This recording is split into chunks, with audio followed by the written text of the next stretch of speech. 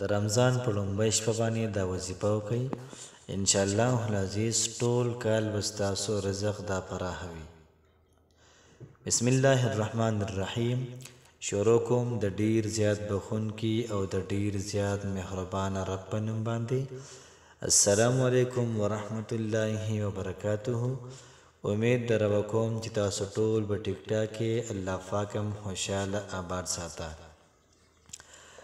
نن چې کومه زموږ وظیفه ده د رزق حوالې سره ده او زموږ هغه خویندرونه چې د هغوی د رزق تنګسیا ده، نو که دا وظیفه دوی وکړله انشاءالله العزیز الله پاک به بې پناه رزق ورکړي.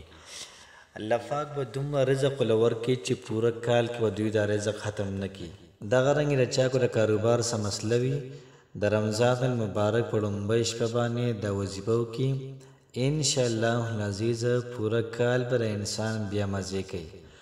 او دا رزق به الله پاک د انسان ته ورکړي، د انسان په خپل ته ډیر زیات خیران نشي. دا دومره رزق د کم طرفه رالی.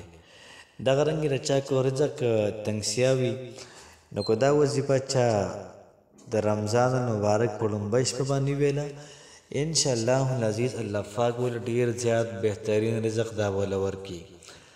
درې سره سره د چا کو دشمنو سره مسله وي، نو که دا وظیفه چا وکړله نو پوره کال به په امن او امان کې تیریږي.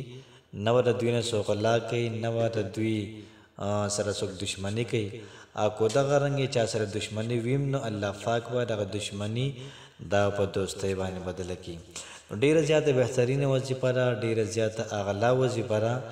او داسې وظیفه ده چې زموږ څومره خویندرونه دي د هغوی د رزق مسله وي، د هغوی د نوکرۍ مسله وي، د هغوی د کاروبار مسله وي، ایون دا چې څومره مسلې مسایل وي، د ټولو د مسلو حل دپاره ما ستاسو خدمت کې دا وظیفه راوړې ده.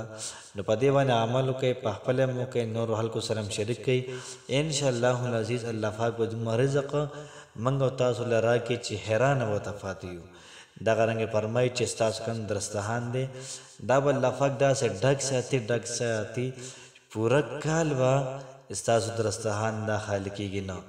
نو ډېره زیاته قیمتي وظیفه ده. راځئ ځو د وظیفې طرف ته. نو وظیفه داسې ده چې کله موږ میاشت ولیدله یا هلال کمیټۍ اعلان وکړو چې سبا له روژه ده، نو په دغه شپه باندې به سورة الفتح دا محترمو یو پېره وایو، بیا به د هغې نه بعد درود شریف وایو، او دغه رنګې بیا به د هغې نه بعد دعا وکړو د خپلې زندګۍ دپاره، د خپل ملک دپاره، د خپل ملت وطن قام دپاره، او دغه رنګې د خپل رزق دپاره، د خپل عمر دپاره. دغه رنګې چې څومره زموږ حاجات دي، څومره زموږ ضروریات دي، د ټولو دپاره موږ دعا وکړو. او بیا د هغې نه بعد په هغې باندې امین وایو، بیا درې پېره درود شریف وایو، او بیا لاسونه په مخ باندې راکاږو. انشاءالله العزیز الله پاک به زموږ ټولې مسلې د رزق چې څومره دي دا به حل کړي. الله پاک هم خوشحاله ساته. السلام علیکم ورحمت الله وبرکاته.